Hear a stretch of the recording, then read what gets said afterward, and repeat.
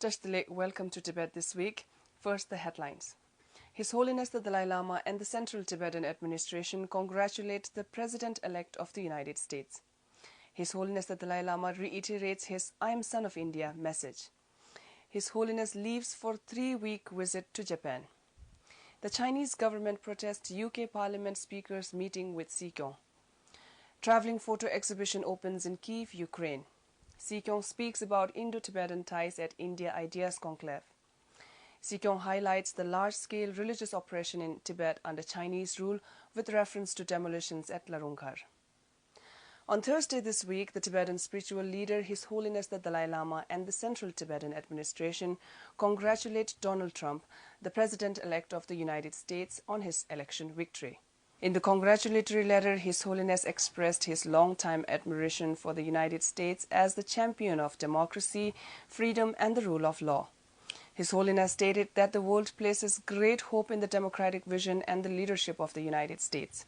His Holiness also added that he and the Tibetan people have been honored to have received the support of the respective United States presidents as well as the American people in their endeavors to protect and preserve ancient Buddhist culture, and also offered prayers and good wishes that the President-elect may be successful in meeting many challenges that lie ahead. Sikyong Dr. Lobsang Sengye and the Speaker of the Tibetan Parliament in Exile, Khenpo Sonam Tempe, congratulated the President-elect and his party on behalf of the Tibetans inside and outside Tibet. The Tibetan spiritual leader, His Holiness the Dalai Lama, on Saturday said that he is a son of India and a messenger of its ancient thoughts. Speaking in a video message which was aired from Dharamshala during the inauguration of India Ideas Conclave held in Goa, His Holiness said, I am son of India. The different ideas and logic filled in my brain come from India. On Tuesday this week, His Holiness left Dharamshala for an 18-day visit to Japan. His Holiness's visit include a public talk on compassion, the key to happiness, at Pacifico Yokohama Hall on November 17th.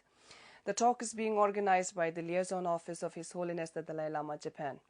Following other engagements in the country from 9th to 26th November, His Holiness will leave Japan on 27th and arrive in Dharamshala on 28th November. China on Friday condemned Britain for allowing a meeting between the Sikyong Dr. Lobsang Sengye and the UK House of Commons Speaker John Bercow, saying it should avoid taking actions that damage bilateral ties. The Chinese Foreign Minister spokesperson Hua Chunying told a media briefing that China is opposed to this act by the Speaker of UK House of Commons, which imperils China's core interests. Ms. Hua is quoted saying the so-called Tibetan government in exile was formed by fleeing separatists after failed coup in 1959 and has no legitimacy or international recognition. The UK House of Commons Speaker John Bercow recently hosted Tibetan political leader Sikyong Dr. Lobsang Sengye at the Parliament House and expressed that it was a privilege and honour to welcome the Sikyong, or Prime Minister of Tibetan government in exile. That today we are joined by Lobsang Sengye, the Sikyong, or Prime Minister of the Tibetan government in exile. It's a pleasure and a privilege, sir, to welcome you to the House. The meeting took place on 1st November 2016 during Sikyong's visit to UK to urge firmer support from Britain on Tibet. Telu Tugu Rinpoche, honorary representative of His Holiness the Dalai Lama to Russia, Mongolia and CIS countries, gave a public talk in Kyiv, Ukraine, titled Dalai Lama, Buddhist Principles for the Modern World. The talk was hosted by organizers of the travelling photo exhibition titled The Dalai Lama, As Long as Space Remains, and representatives of the Ukrainian Buddhist groups.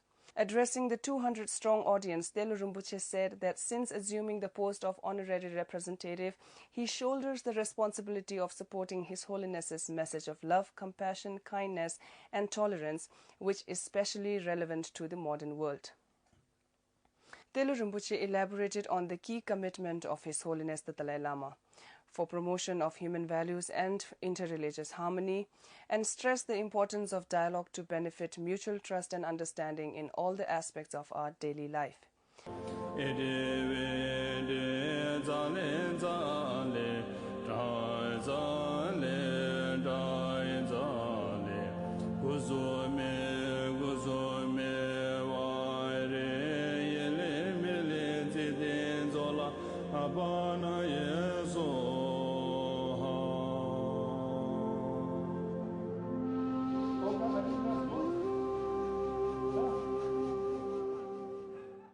Tibetan political leader Sikyong Dr. Lobsang Sengye said that the Tibetan struggle is made in India.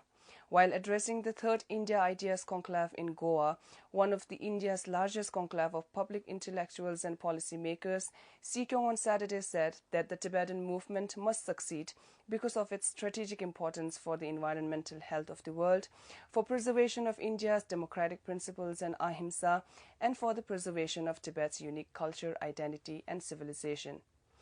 While expressing gratitude to the government and people of India for making the Tibetan movement thrive in its second home, India, Sikyong hailed the Tibetan movement as a Made in India movement in every respect.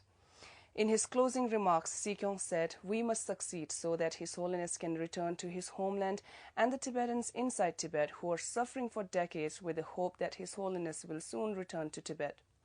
When that happens, truth will prevail, justice and ahimsa will prevail, and Made in India will prevail." Sikyong Dr. Lobsang Sengye raised the urgent case of Larungar at international and national platforms. Sikyong told a large gathering of Indian intellectuals at the Goa conclave that the Chinese government should also respect rights of the Tibetan people. Their basic rights should be restored. At the moment, the internationally famous Larungar monastery is being destroyed. That kind of religious operation should not take place. During his recent visit to UK, Sikyong raised the issue of Larungar. In his op-ed for The Guardian and in his interview with BBC World News, Sikyong spoke about the large-scale demolitions taking place in Larungar and the forced eviction of nuns and monks from the institute. The freedom of your people and the recognition of your people remains under threat, especially increasingly as China gains more prominence and dominance on the global stage.